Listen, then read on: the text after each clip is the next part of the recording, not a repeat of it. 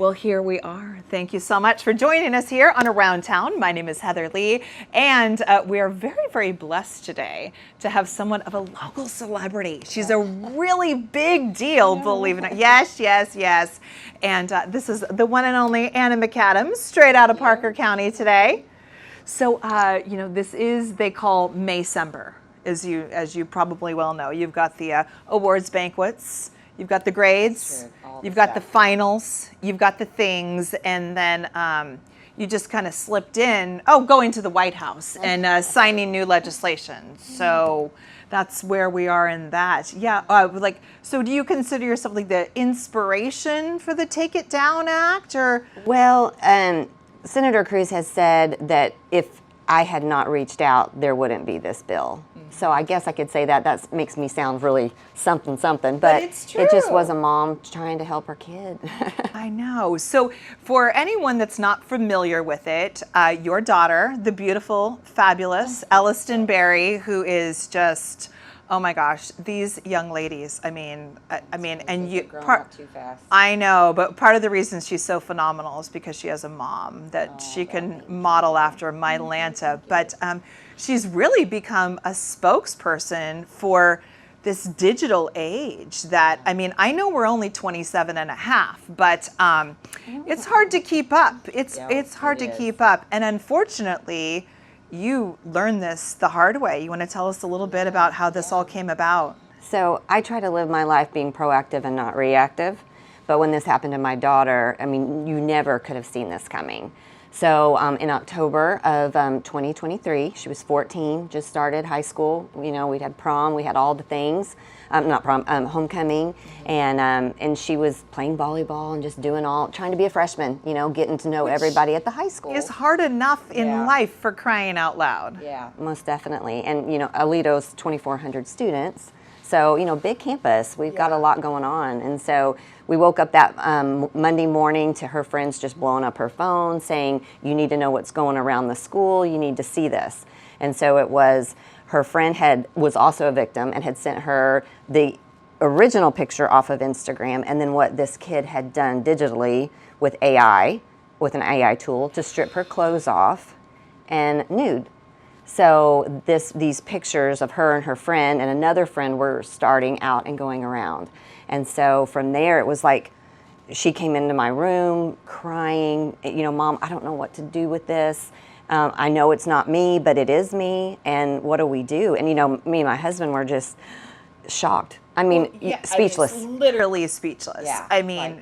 Because what do you do in that situation? So what's the first call you made?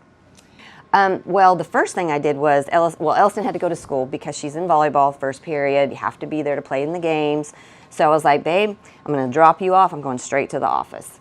So I met the other mom that was, her daughter was also a victim.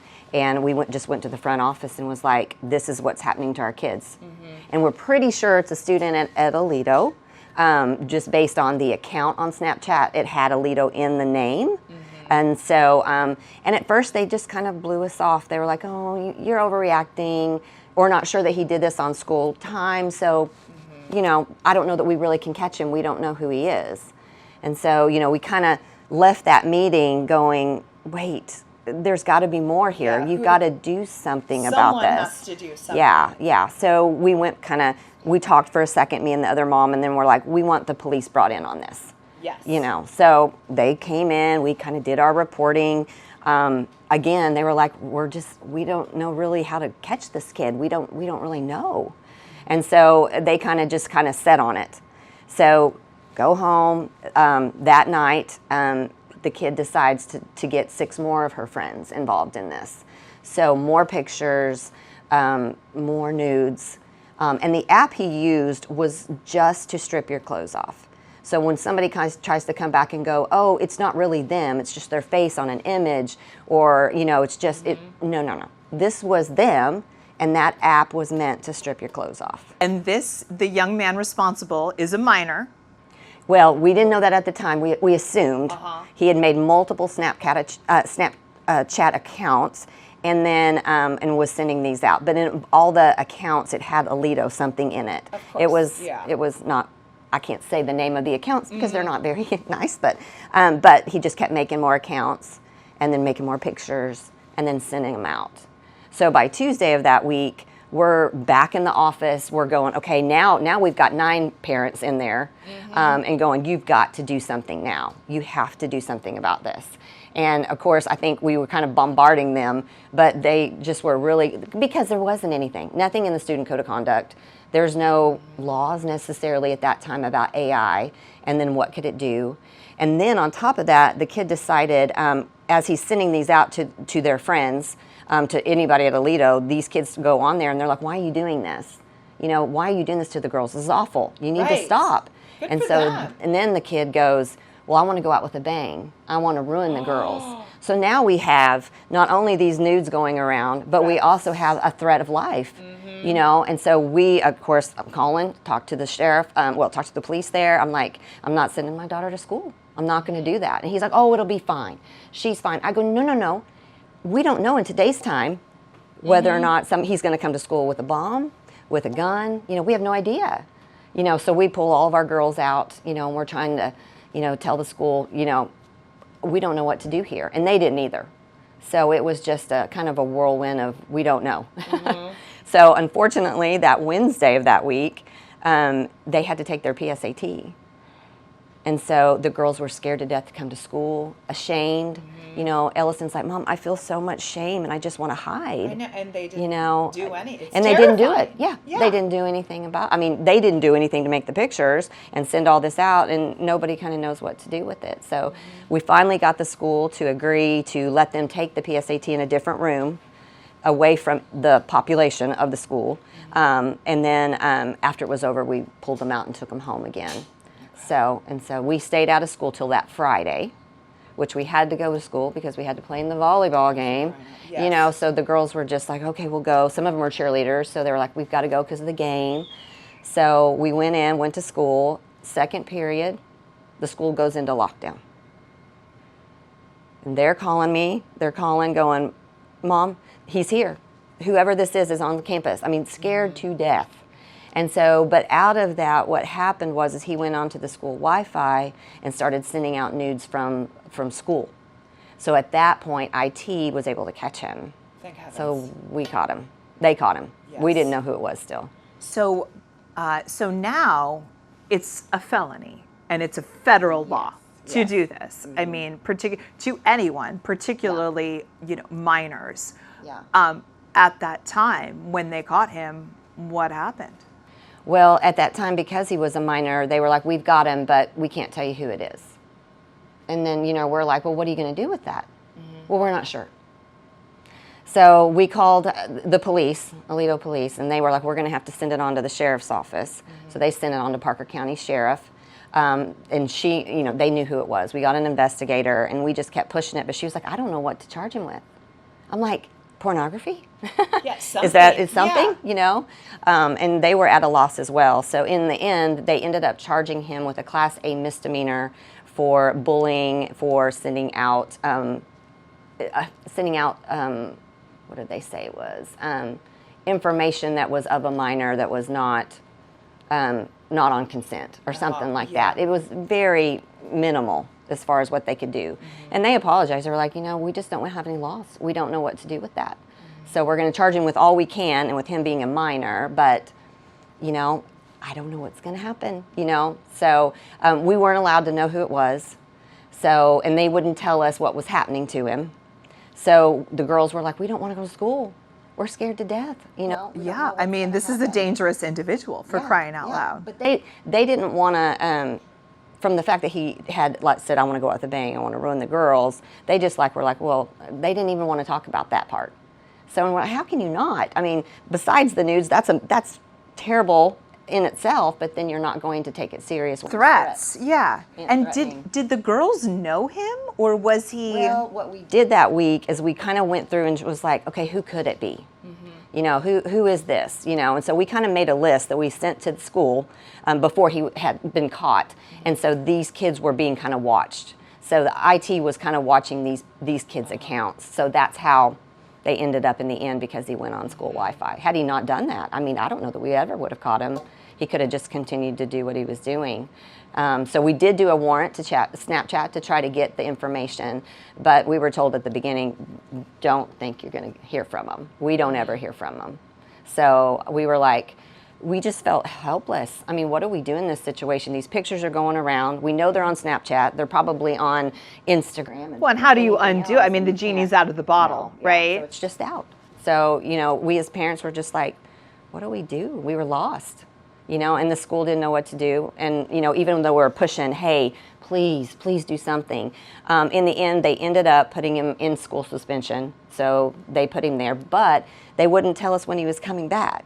So we knew he is coming back, but we don't know when. Really? You don't know when. You're going to decide he's in suspension, but not going to tell us when he's coming back. So that whole semester, we spent every day, Mom, I don't know if I want to go to school. He might be there. He might be sending out more pictures. What do we do? So and young. 14. Yeah. Babies. It was terrible. Yeah. It was a really hard semester on all the girls. And 3 of the girls ended up not coming back. And they went to private schools because they felt like it was more protected. They could guarantee something, some kind of protection. So, that semester, I really watched Ellis, who's the most outgoing, loving little thing. We call her our happy child because she came out as happy as can be and loves people. And so we watched her kind of go inside herself and really not want to go to school, be social. Volleyball was hard enough just to go play, and then I want to go home. And so it was really mentally hard on all the girls because we didn't know. We figured who it was, but the kid that it ended up being was this kid. He was just a techie kid, but Elston had him in class the year before, and none of the girls had any dealings with him, not at all. And he had his last name is in the alphabet right by Elliston's, and so she would have to sit by him or do class projects. And the kid brought her a Bible of all things the year before. He's like, Mom, it couldn't be him. It couldn't be him. He was so nice, and he brought me a Bible, and just how could this be, And so what we did is we kind of came together as parents and we're like, we've got athletes, we want to do a Title IX. So we made the school do a Title IX, which in the end we would by law get to know who it was. So that's how we ended up finding out for sure who it was and had his confession in the Title IX because he was caught. So, but we didn't even get that till the school was out in December. So that whole semester was just terrible. It's just a wash. Yeah, it was like, should have been. I don't know what's going on here. And in November, we had gone to the school board and we had asked him to expel him. I mean, he didn't need to come back to school, and they wouldn't do it. And I got a meeting with the assistant superintendent. She was the only one that would meet with me, and she kind of took the side of the kid. Like, we have an obligation to him. We can't expel him. And, even though I kind of had, in the student code of conduct, there's a whole thing that they have the chance that they can, if they want to, if they choose to. And 3 of the things in there he met. So, the threats. And in the student code of conduct, it says, with a bomb. It says that in the student code of conduct. And I'm like, is that not what he did? And they just were like, well, we have an obligation to him. So. And I was like, what about the obligation to our daughter or to the rest of the student body? I mean, if he had come to school with a bomb, that would have affected the whole high school. Everyone. Yeah. And it fell on deaf ears.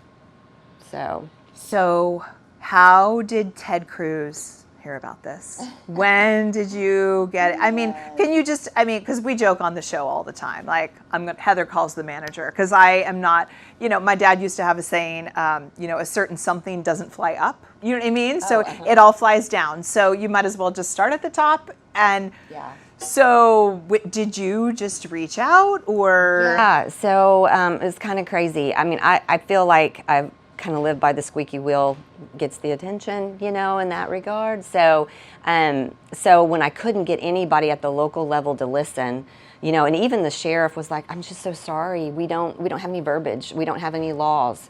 So because he's a minor, we don't know what to do with them. Even though they classified it as a Class A misdemeanor, a probation officer got the file, and we never even got our day in court. So we didn't even get to go in because as victims, we have the right to do a victim statement and be able to say, hey, this is what happened to our daughters.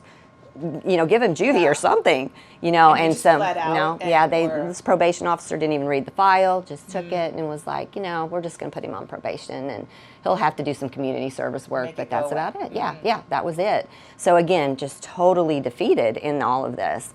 And so I just decided, I'm just going to start calling and leaving messages with anybody I can. So our local representative, I did.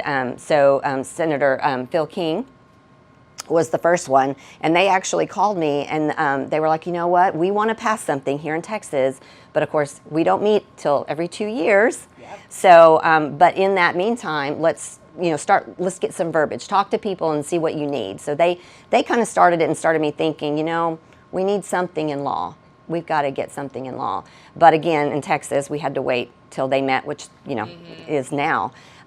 So I called Senator Cruz's office. I left the message. I did the online informs. I did the Texas office. I did the DC office. I did anything that I just could, anybody that would listen, I would send stuff out. And you got a response. Did, which was crazy. And I got to meet the guy who had actually seen it the first time, and he's like, I just want I saw that, and I knew something needed to happen with that. And I was like, thank you so much.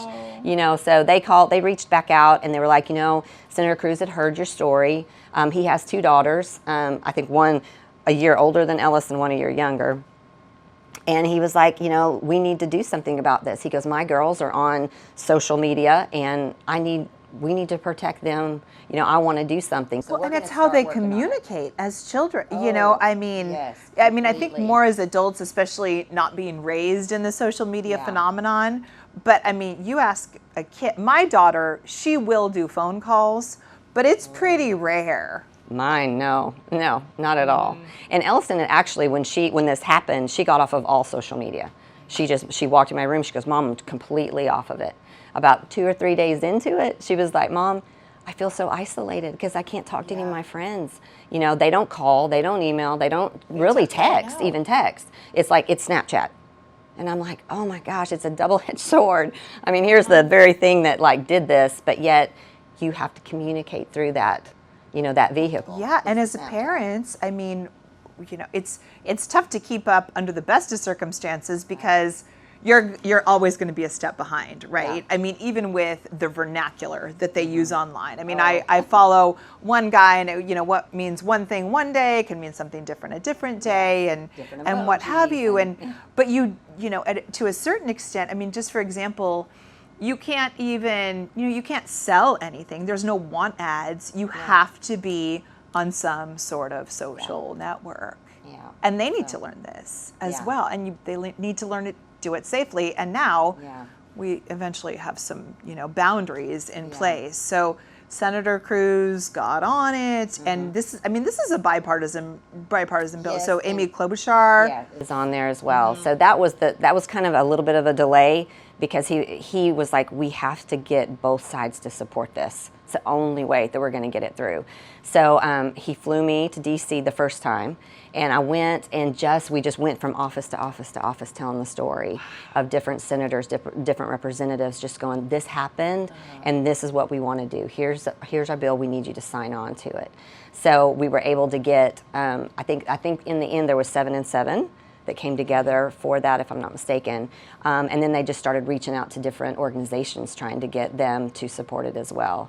So in the end, Nike supported it. We had the NBA supporting it. In the end, Meta supported it.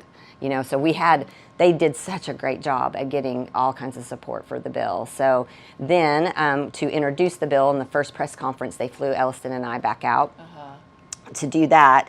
And she was really scared. She was like, I don't know if I can do this. And I was like, you don't have to. Come meet Senator Cruz, know what we're doing. I'll do the talking, and you kind of just be the face. And so she wrote something for the press conference, and she goes, okay, Mom, I think I'm going to try to do this. And I was like, okay, let's do it. And she did better than I did. She got up there, and it was like, boom. I'm like, how did you just do that? And she, from there, they sent us to New York. We just kind of did the whole tour of NBC, ABC, all of them. And the more she did it, the more she just came alive in it and realized that this is bigger than us. This is happening around the world. And so, you know, I think for her, she latched on to, you know what, I don't want this to happen to anybody else. I want to be sure that from now on there's something there. So she took that on personally. And so so from then it was like, I'll talk to anybody that'll listen, you know, and so she just started telling her story. So we've been able to do that in Australia, Japan. They had a news crew come over and talk to us. They were lovely. But Germany, the UK, we did a documentary there. And there in the UK, they were having instances happen, but schools were telling kids they weren't allowed to talk about it. So they had no one under the age of 18 that had actually reported.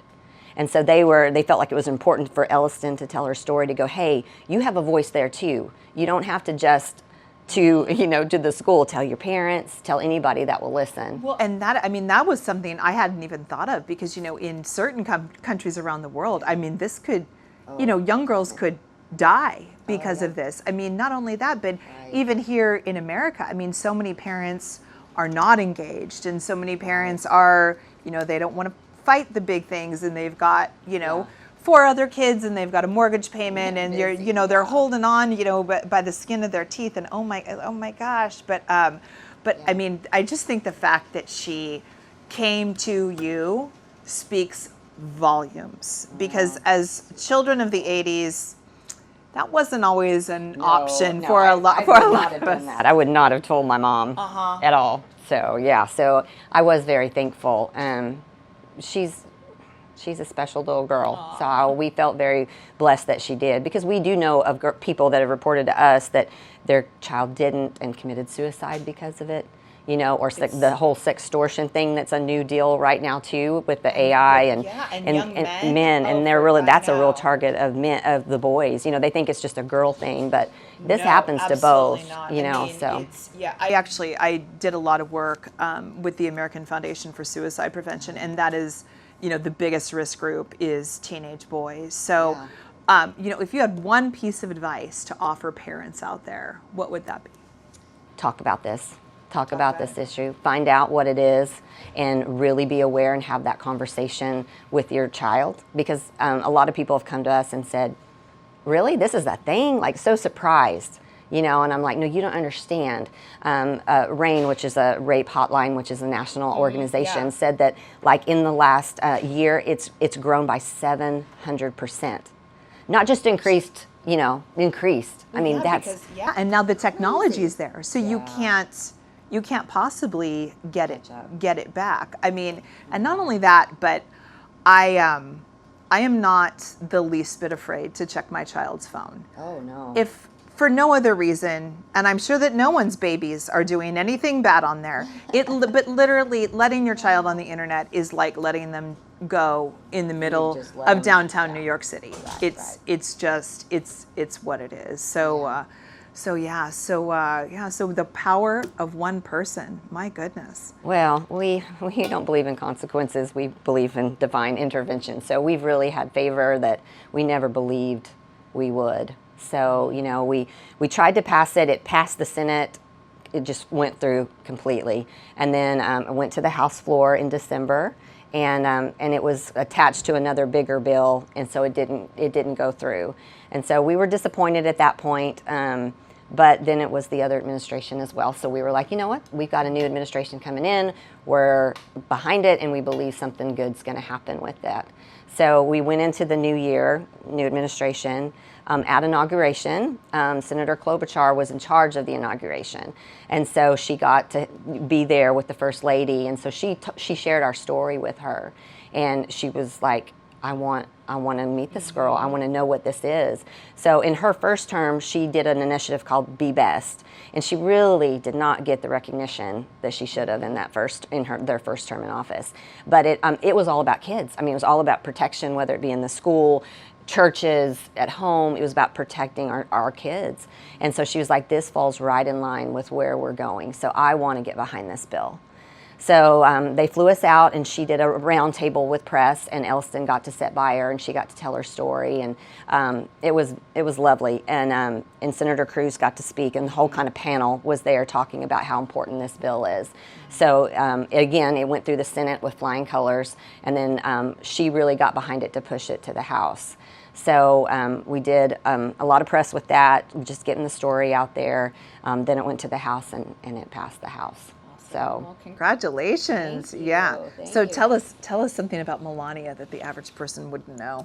You know, she's beautiful, of course, but International supermodel. she's, beautiful and stunning, but she's got such a soft heart for kids. I mean, to the point that, she would tear up. She cares so much, and she was so intentional with Elliston. She invited her to the State of the Union, so she got to sit by Melania, but she was in a box, and there was tons of victims. We'd spent the day with others that they had invited there, and she was amazing. She's just lovely. And so, Elliston she never felt intimidated. She just felt at home, got to sit right there and speak with her. And, it just, I think because of where she is, she's the first lady, she's not personable, but she so is. She's just a lovely person. So, and her heart for this is huge. So when we were there at that point, some of her staff came behind me and was like, what is your next steps? What are you going to do with this? And so, so they were like, when this is over, we want to have that conversation, about what you're going to do next with this. So then we got the invitation that the president was going to sign the bill, and so we went up there yesterday, we went up on Sunday, and it was signed on Monday, and so the president had Elliston stand up, and he told her story again, which was amazing to kind of get that out there, and again bring attention to this issue. And then we got to go up there, and they signed the bill, and even Melania signed the bill, which is really cool. That's not a normal thing, evidently, the president said. So, and then he handed her, he's like, he turned around to Ellis, and he's like, here, you have it. So, which ended up being, it was the actual bill. So we didn't actually get to keep it, but she was thrilled. They've been lovely, and just passing this is a really big deal for everyone.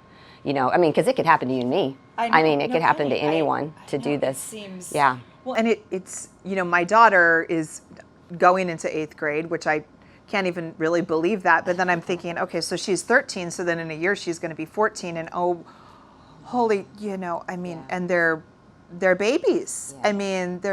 They're babies, and I think it's particularly sad that we're so used to seeing people sexualized that people don't take it seriously off the bat. But there are people trying to protect our children from growing up too fast. So yeah. Too fast. So what this bill will do is it will make it a felon. So this kid could not be really not a lot happened to him because he was a minor. But this includes minors, and it makes what he did classified as pornography, child pornography. So now it is. Oh, it completely is. It has, and even though it's AI, they say, if you were to see it and you were a predator, you wouldn't. The intent behind it would be the same as if it were real. Yeah, exactly. Yeah. So it would make it a felon with jail time attached to it, and then it makes big tech accountable now. So for Elliston and the girls, we never could get those accounts down. So it was not until 9 months that we were in that place that we went, when I went and visited Senator Cruz the first time. He said, well, what happened to those accounts? What happened to those pictures? And I'm like, well, they're still there. And he was like, what? How can this be? And I'm like, well, we're not Taylor Swift. Yeah. So they don't answer us, So I went through the whole process of what we had tried to do, even the warrant, not getting anywhere with that. So he was like, he called, and within 24 hours, he had him down. But, the common person can't. Yeah, but you shouldn't. No, you shouldn't have to. Should be, yeah, as a parent, you should be able to do that. What? Yeah. So now they have 48 hours to take it down. And I like that the bill was written in that they also have to kind of go down the rabbit hole of where it was shared, and so it's not just taking it down on their platform and all done. It's they're responsible for where it goes. Finally, we've got some responsibility on big tech. Well, thank you so much for your time today, and congratulations. And we are just so proud to have you as one of our locals here. Thank you. All right. That.